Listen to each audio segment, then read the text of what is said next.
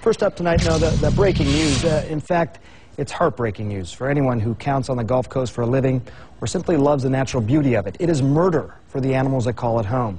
The first fingers of the massive oil spill off the coast of Louisiana approaching land tonight, just a few miles offshore. According to late word from the four-agency federal task force that's handling this emergency, the slick is enormous, 120 miles wide. The winds blowing out of the southeast, pushing it ever closer to the shore, and some of the numbers are simply staggering. The doomed well is leaking from 3 points underwater. Take a look here, dumping 210,000 gallons of oil a day into the Gulf. That's amazing. Making things even worse, there's no indication that crews can cap the flow anytime soon, perhaps not for weeks or months. This spill is already America's second worst environmental disaster on record after the 1990 Exxon Valdez spill. At the rate it's going, it could be on track to be the worst.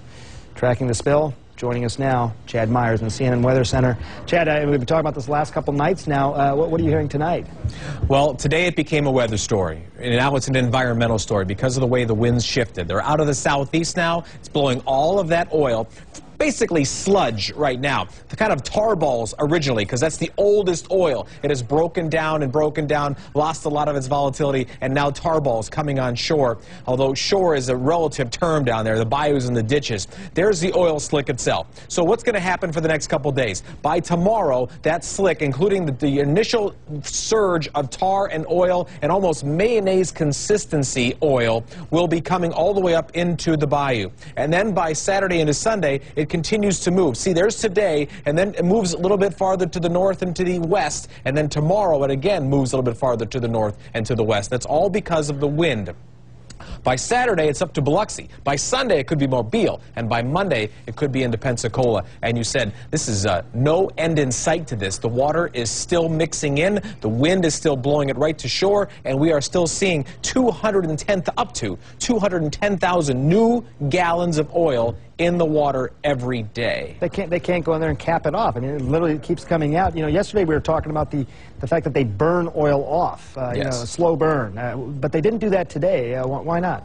They didn't do it today because the wind was too strong. Yesterday it was perfect conditions. They lassoed it all up. They corralled the oil. They made it deeper and thicker. They lit it on fire, and it made smoke. I understand it makes smoke, and that's a point of pollution as well. But it is not as bad for the environment, nor the waterfowl or the animals and everything living in that water for the smoke to be bad compared to the oil getting on the feathers birds, getting into the plankton. The plankton are eaten by everything else, and all of a sudden you have a food chain disaster, and that's what's happening right there on the southeast coast of Louisiana. Already lawsuits being filed against BP by some of the fishermen in the southeastern part of Louisiana because they know their livelihood is over.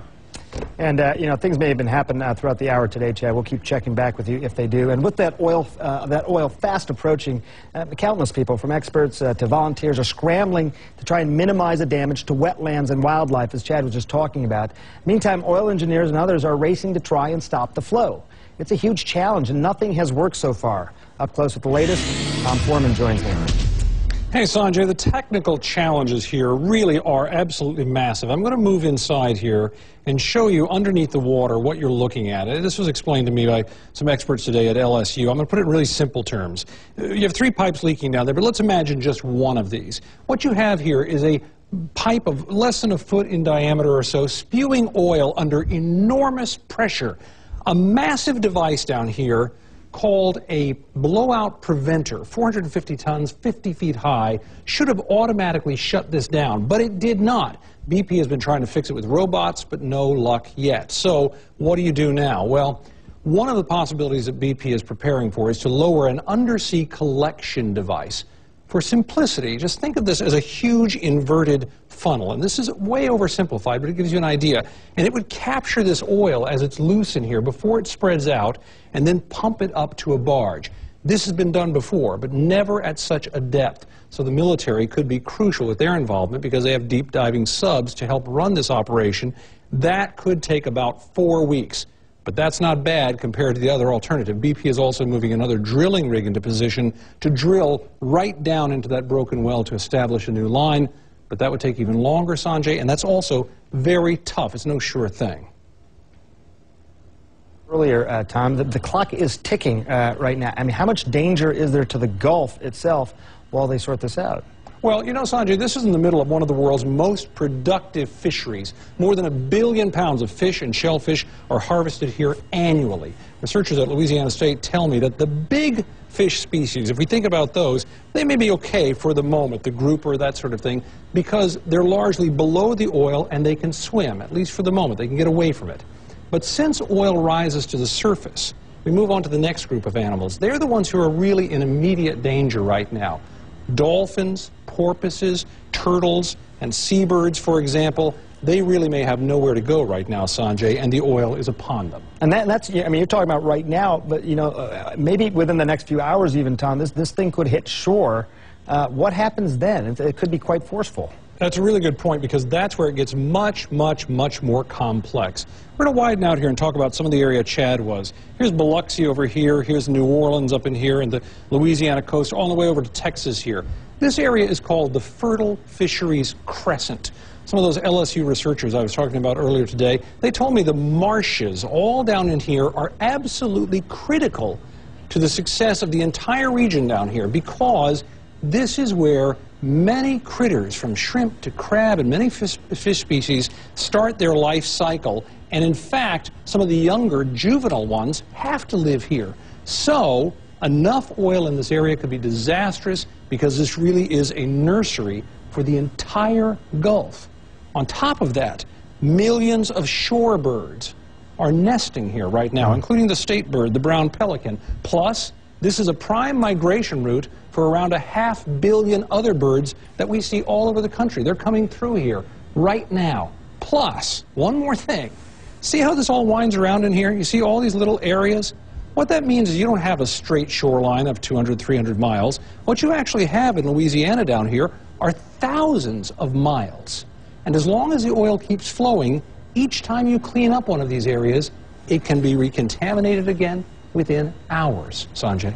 Yeah, boy, I tell you, it's tough to think about. We remember those terrible pictures from just over 20 years ago, the Exxon Valdez, and Tom, as you've been hearing, I mean, ultimately, within the next few weeks, maybe month, it could be as bad, if not worse than that. Is it going to have sort of the same impact as we saw then? It could. It's a different type of oil, but it absolutely could. I want to show you a comparison. We've been looking at this area down here. If we fly up here to Alaska, we're sort of sweeping up the west coast here, and we go to Prince William Sound, where this happened.